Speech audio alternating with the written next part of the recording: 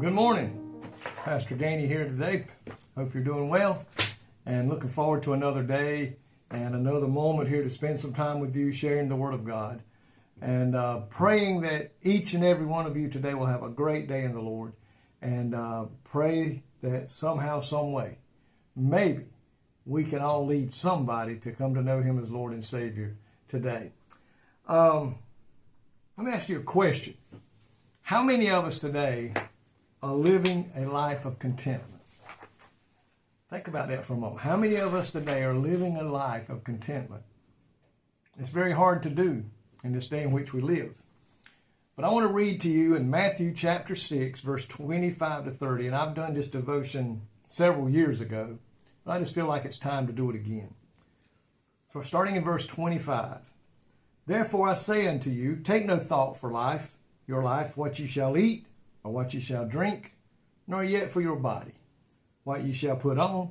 Is not life more than meat, and the body more than raiment?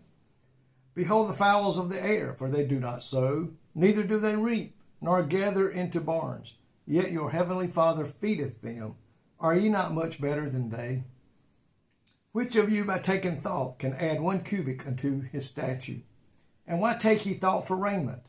Consider the lilies of the fields, how they grow, they toil not, neither do they spin. And yet I say unto you that even Solomon in all of his glory was not arrayed like one of these. Wherefore, if God so clothe the grass of the field, which is today, and tomorrow is cast into the oven, shall he not much more clothe ye, O ye of little faith? We can struggle at times with the way things look. You look around you today, the news tells us how bad the economy is getting, and that's one reason I don't watch the news anymore. The prices are going up. It seems like everywhere we turn, companies that at one time and for many years were established companies are now all of a sudden filing bankruptcy. And we see other companies that we thought would be here forever suddenly closing their doors, and a lot of people losing their jobs. We can struggle at times with the way things look. That's just a given. The news tell us that the economy is going down, the prices are going up. And for many of us, the admonition not to worry about our life sounds as impossible to stop breathing. Don't breathe. Worry and anxiety over life is a commonplace. But my friend, you and I serve the Creator of everything there is here on this earth. You and I serve the one who is in charge of everything that is happening in this world today.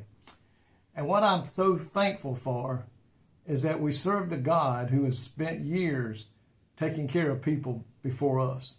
The Depression, there was hard times for everybody. But I'm sure those who really serve the Lord had food to eat. Maybe not what they wanted, but I know they had food to eat. In verse 25, we're told by Jesus, he says, take no thought of your life, what you're going to eat, what you're going to drink, and what you're going to wear. Don't worry about it. I've got you. My friend, Jesus can do the impossible.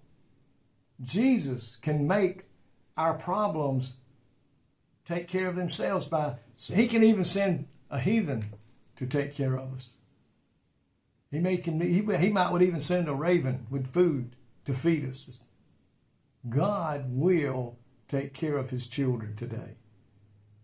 Like I said, if things get hard, I know my God's going to take care of me. It's like I told somebody not long ago, we were kind of picking about it. I said, well, folks, if I have to eat rice and beans today and beans and rice tomorrow, I know I'll have something to eat because my God has promised me to take care of me, to meet my needs if I will just surrender to him. If God will give attention to the little birds and the animals of the field, how much more are we? We can trust him 100%. We don't have to worry about anything. I can lay down at night and go to sleep knowing that if I wake up tomorrow, and like in the, I think 29 or 30, somewhere back in 1929, or when the Depression happened, people went to sleep with a lot and woke up with very little. But you know what? We can trust God to meet our needs. Worry causes us to be non-productive. It immobilizes us, but concern moves us to actions. Nothing wrong in being concerned. But worry can cause us sickness and take our health away from us. But Jesus knows the cause of our anxiety. He knows the best way to calm our heart and how to turn our weeping into joy. And folks, remember there was a commercial years ago, and I'm going to take it and I'm going to change it. And once I tell you what I'm going to say, you'll remember that commercial. But I'm going to make it this way. You're in good hands with Jesus Christ. How do I know that?